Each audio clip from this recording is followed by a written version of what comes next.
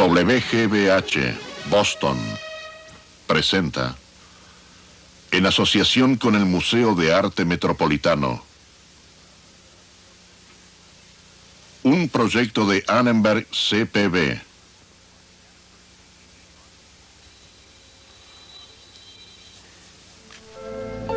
El descubrimiento de nuevas sociedades confrontó a los europeos con una deslumbrante serie de creencias e instituciones diferentes a las suyas. Convenció a algunos de que el mundo era su ostra y condujo a otros a comenzar la revolución del pensamiento crítico. Hoy, en la tradición de Occidente, el Renacimiento y el Nuevo Mundo.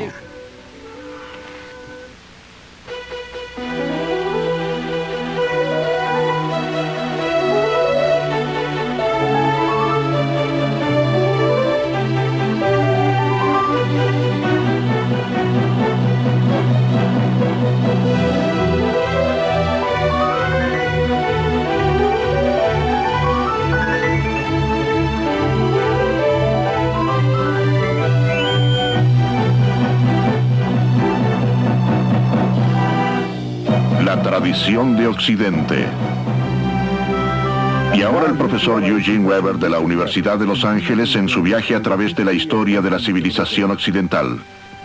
La última vez finalizamos con una confluencia de dos grandes movimientos, el Renacimiento y la Era del Descubrimiento en los siglos XV y XVI.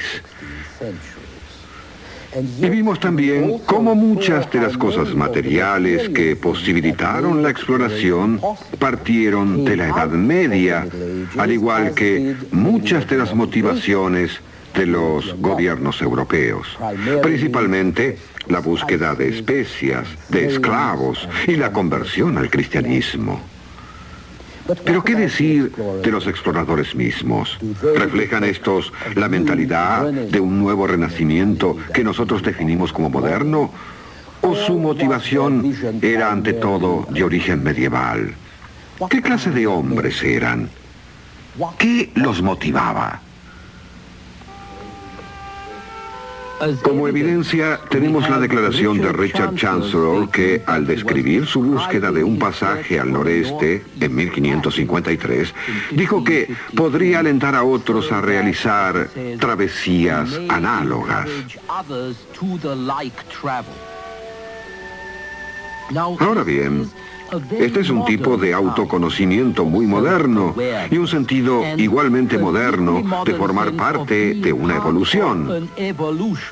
No una aventura como el viaje de Marco Polo a la China en el siglo XIII, sino un proceso que marcha hacia adelante. Y ambos están muy cerca del temperamento intelectual del Renacimiento. Y hay otro rasgo del Renacimiento que poseían los exploradores, el apetito por la fama. La pasión por la gloria es un tema de importancia en el arte renacentista, especialmente con la presentación de distinguidos contemporáneos como personajes memorables de la antigüedad. Este es Juan Francisco Gonza, capitán general italiano, representado aquí como Marte, dios de la guerra, y su esposa Isabel como Venus. Algunos exploradores como Colón también los impulsó el fervor misionero, pero la fama, el deseo de ser conocido por haber realizado grandes hazañas, eso era un ingrediente muy fuerte en la motivación del explorador.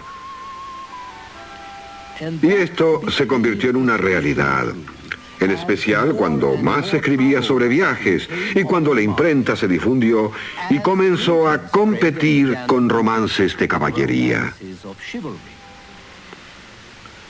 De modo que tenemos aquí la búsqueda de la fama y de la fortuna, pero dentro de un contexto de exactitud y prueba total, y en un mundo donde parecía que quedaban muy pocas cosas sin hacer. Y si no se habían realizado, era una buena ocasión para realizarlas. Y este es un muy buen boceto del Renacimiento. Pero estamos en un terreno aún más firme si tomamos en cuenta el temor, que era el combustible del Renacimiento, lo que no había ocurrido en la Edad Media. El renacer de la antigüedad, el redescubrimiento de teorías que parecían haber influido en hechos pasados, producían nuevos conceptos y modelos de acción que cambiarían el mundo. Los humanistas, o al menos sus alumnos, realmente trataban de ser los hombres orquesta que Cicerón elogiaba. Los arquitectos y artistas en realidad estaban influidos por libros teóricos basados en suposiciones sobre lo que había producido el gran arte en la antigüedad. Y los soldados, que ahora tenían pausas más extensas entre cada crisis, adoptaron toda clase de ideas militares de los antiguos sobre cómo organizar a sus tropas, o fortalecerlas, o sitiar una ciudad. Y podría haber ocurrido el mismo efecto sobre la geografía si no hubiese sido por los viajes que obligaron a los eruditos del Renacimiento a reconsiderar sus teorías sobre el tamaño y la forma del mundo a la luz de la experiencia real. No todas las teorías clásicas concordaban. Ptolomeo, un griego del siglo II, de reconocida fama, creía que no se podía navegar alrededor del mundo porque el África se unía con un gran continente que cubría todo el hemisferio sur y ligaba al África con la India. Por otra parte, el geógrafo Estrabón, contemporáneo de Augusto, pensaba que el mar oceánico al oeste bañaba las costas del sur del Asia. Había que tener cuidado al navegar por el océano porque se podía llegar al borde y caer. Aún así, Estrabón creía, repito sus palabras, que el mundo inhabitado forma un círculo completo que se encuentra a sí mismo. De modo tal que, si la inmensidad del Atlántico no lo impidiese, podríamos zarpar de Iberia a la India por un mismo paralelo. A comienzos del 1400, las teorías de Estrabón estaban ganando terreno a medida que las cartas marinas y las bitácoras mejoraban. También había un contacto constante entre los navegantes, los teóricos y los cartógrafos. El mejor ejemplo de esto podía encontrarse en Sagres, al extremo sudoeste de Portugal, donde alrededor de 1430 el príncipe portugués Enrique el Navegante, un famoso personaje, estableció una pequeña corte hacia la cual atrajo a los hombres de mar, a cartógrafos, astrónomos, arquitectos navales y fabricantes de instrumentos, y desde la cual, con naves e instrumentos mejorados, envió expediciones que cada vez llegaban más lejos, bajando por la costa del África, prácticamente hasta la Costa de Marfil.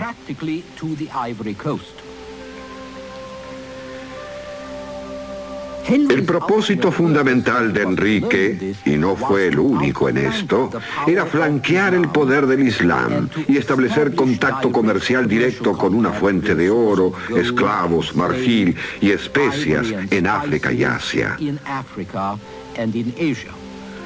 De modo que el hermano de Enrique fue a Florencia a comprar mapas, y Colón obtuvo una carta importante de otro geógrafo florentino, Toscanelli, quien le aseguró que podía llegar a la China navegando hacia el oeste. Y cuando los navegantes hacían sus descubrimientos, rápidamente estos eran registrados en los mapas que los cartógrafos trazaban y corregían para uso de otros navegantes. Este mapa le pertenecía a Colón.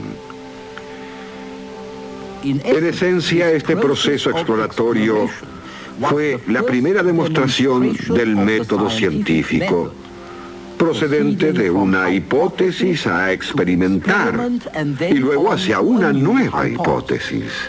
Y esto se le demostró a cuanto hombre estuviese interesado en verlo del modo más amplio y más dramático.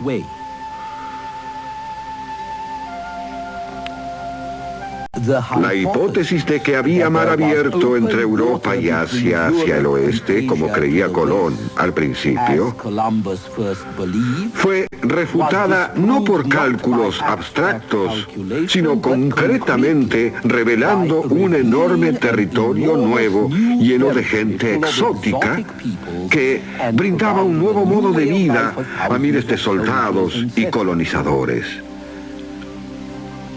Y fue un continuo proceso con los hallazgos y las ideas de un solo hombre reunidos en los mapas, hasta que otras travesías experimentales los rechazaban o los corregían. Lo que debemos recordar es que el método científico que nosotros tomamos como símbolo del pensamiento moderno no pudo aplicarse rigurosamente en un campo puramente científico como astronomía o física o química hasta el siglo XVII, cuando se inventaron el reloj de péndulo, el telescopio y el microscopio. Antes de eso, por más duramente que luchara un científico, era difícil comprobar sus ideas, pues los métodos para pruebas científicas eran rudimentarios. Un campo en el que se podía verificar realmente una teoría era el del descubrimiento, mediante la cooperación de quienes teorizaban en tierra y los observadores en sus naves. Podía decirse que el primer laboratorio científico fue el propio mundo. De modo que la era del descubrimiento y el renacimiento estaban en sociedad. Pero era una relación chapucera, confusa, pues los primeros exploradores llevaban una carga de conjeturas que les impedían efectuar un informe propiamente objetivo de lo que veían. Lo que el público deseaba y que obtenía con creces eran monstruos y maravillas, gigantes y enanos, hombres sin cabeza con el rostro en el pecho, otros con cabeza de perro o con un pie enorme que empleaban como sombrilla y toda clase de ridiculeces.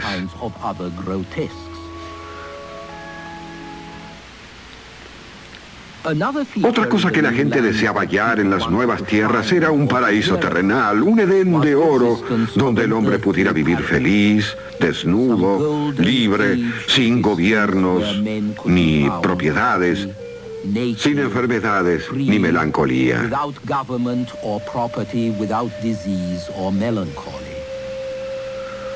Una razón importante por la cual los europeos querían creer en la existencia del paraíso era porque les iba muy mal en su tierra, donde padecían guerras, pestes, pobreza, hambre y toda clase de problemas. De modo que los exploradores se vieron tentados de colorear sus verdades para ajustarlas a sus esperanzas, y los publicistas popularizaron y vulgarizaron sus informes, convirtiendo al indígena en un noble salvaje y la vida en el Nuevo Mundo en una especie de símbolo del siglo de oro. Pero estas fantasías iban a chocar con otra cosa, algo muy urgente y muy concreto, que era el factor religioso. Significativamente, lo primero que se preguntaron los intelectuales europeos sobre los nativos del Nuevo Mundo no fue cómo eran, sino si podían salvarse. Porque las sociedades descubiertas en el Nuevo Mundo no encajaban con el tenor del libro del Génesis, que daba el interrogante de si Jesús había muerto por estas criaturas, como también si eran o no humanas. La pregunta era importante, porque el tipo de tratamiento que los indígenas recibirían dependía de esta respuesta. El punto de vista de que el indígena era un animal y por ende un esclavo natural, se afirmaba con fuerza. Los ingleses del siglo XVI, por ejemplo, decían que los indígenas eran salvajes, ignorantes y semejantes a los animales. Por su parte, los indígenas, con bastante razón, se negaban a trabajar duramente, usar ropa o seguir las dietas de los europeos. Eso dio pie a que los pesimistas dijesen que los indígenas eran incapaces de vivir virtuosa y libremente y que por lo tanto debían ser esclavos. Esta idea encajaba perfectamente con la creciente demanda de mano de obra a bajo costo para trabajar en las minas de plata, como está en Perú, o en los ingenios de azúcar, en un clima que minaba la energía de los blancos y que pronto sería causa de muerte para los nativos. Peor aún resultarían las devastadoras enfermedades europeas a las cuales los indígenas no eran inmunes. Con la brutalidad europea confirmada por la necesidad económica, con la conversión forzosa al cristianismo aceptada como una necesidad común, el comercio de esclavos significó un nuevo y penoso arrendamiento de la vida, o más bien de la muerte. En este cuadro, un artista europeo representa a los indígenas adorando una columna erigida por el explorador francés de Laudonnière. Así que aquí encontramos varios ingredientes más del mundo moderno. Un nuevo tesoro de mitos e incentivos por un lado, y por el otro, el rol del europeo como explotador y colonizador, racionalizando sus actividades al propiciar esos mismos mitos para justificar sus actos.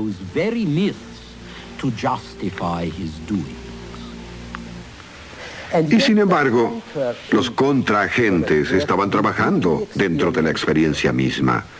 La nueva tendencia de comparar y contrastar que surgió de la variedad de la nueva información y la experiencia adquirida por los europeos durante el Renacimiento, época en la que se razonaba por asociación, aprendiendo una cosa, relacionándola con algo similar. El razonamiento moderno evolucionó el contraste, así como la asociación. Esto es diferente de aquello. ¿Qué aprendo con la comparación? Y este tipo de pensamiento se introdujo en nuestros hábitos intelectuales, no solo cuando los humanistas del Renacimiento repasaron la civilización de la antigüedad precristiana y la compararon con la nuestra, sino también cuando sociedades recién descubiertas por todo el mundo confrontaron a los europeos con una amplia gama de gobiernos y religiones y costumbres sociales que diferían de las suyas. Pero antes de que las sofisticadas razas del este o las más primitivas del oeste pudiesen presentar contrastes que dieran que pensar, no debían ser consideradas meramente pintorescas, sino producto de un ambiente específico. Había que ir más allá del detalle llamativo, la desnudez o la pintura para la guerra. Había que llegar a un acercamiento más antropológico. Y esto empieza a ocurrir cuando uno de los oficiales de Vasco de Gama pasa la noche con los nativos del Cabo de Buena Esperanza para ver cómo viven y qué comen, o cuando los misioneros comienzan a aprender los idiomas y las creencias religiosas de la gente que tratan de convertir, porque solo podían esperar convencer a los nativos cuando hubiesen penetrado en su mundo y en sus valores. Y en el siglo XVI, el mayor cerebro del siglo, Michel de Montaigne, se sintió fascinado con los caníbales, salvajes que le parecieron mucho menos salvajes y mucho más próximos a la dicha y a la virtud que sus propios compatriotas. Y no solo menos salvajes, sino además más sensibles. Los caníbales matan, pero con un propósito, quieren comer. Nosotros, dice Montaigne, nosotros matamos porque sí. Y también aquí, hace 400 años, podemos oír los rumores de la selva del relativismo. Pero este estaba aún muy lejos. Y sería un proceso muy lento que culminaría en el siglo XVIII, cuando el estudio comparativo de extrañas sociedades y religiones y valientes mundos nuevos conduciría a la reevaluación crítica de la religión, de la filosofía y de las estructuras políticas europeas.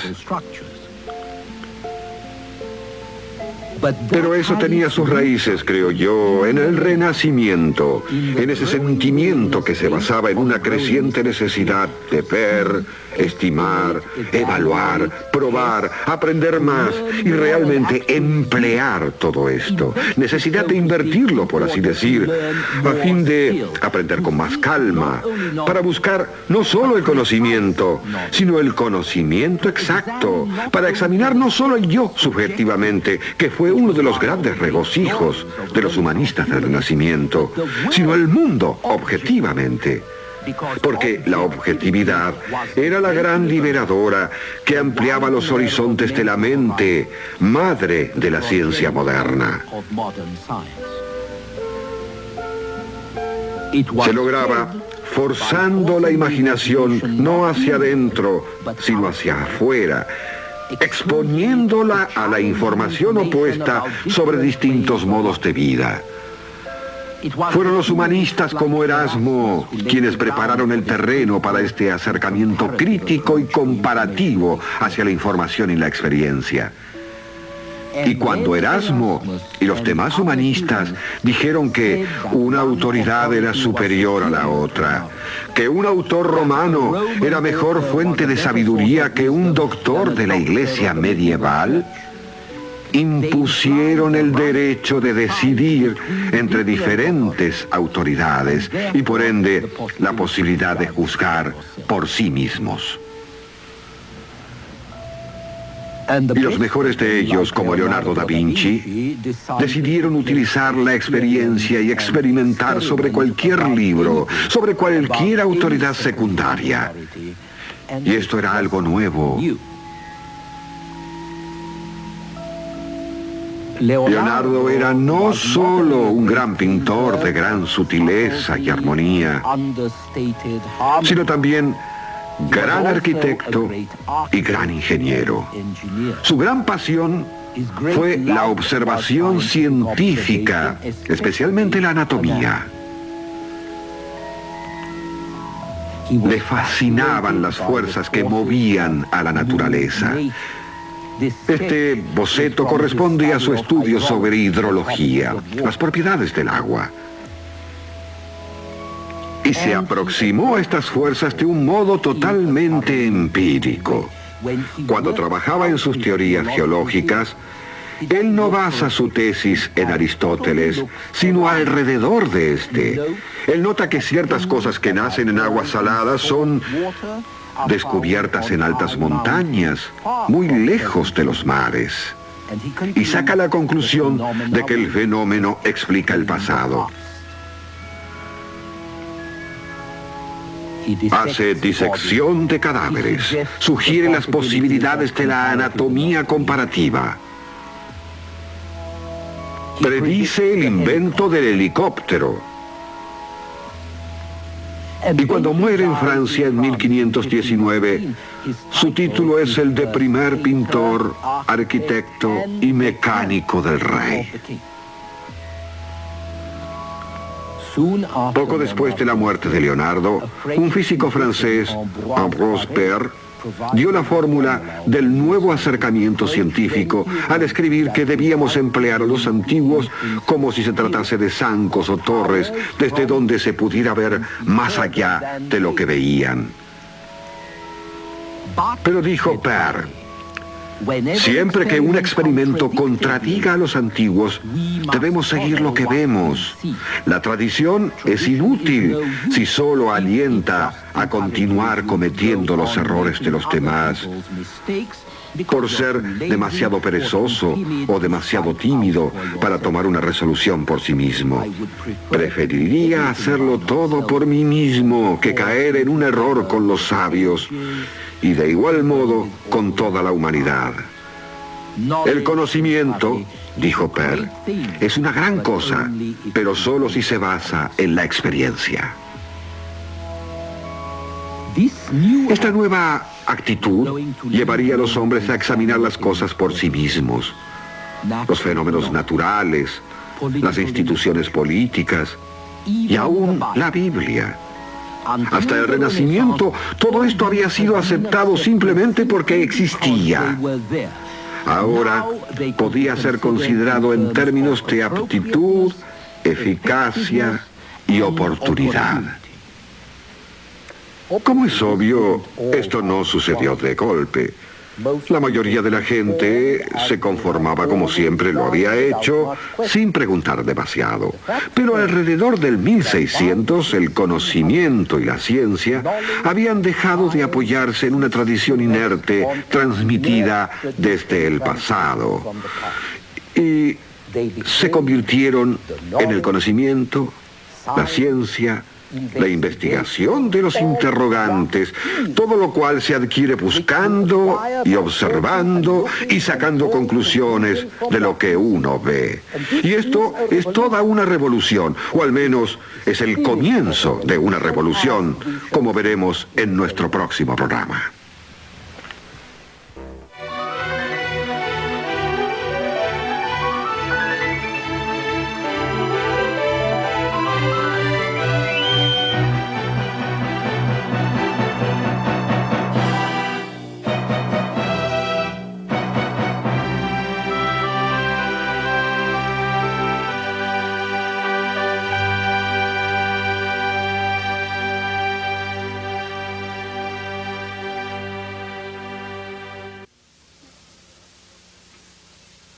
Un proyecto de Annenberg CPB.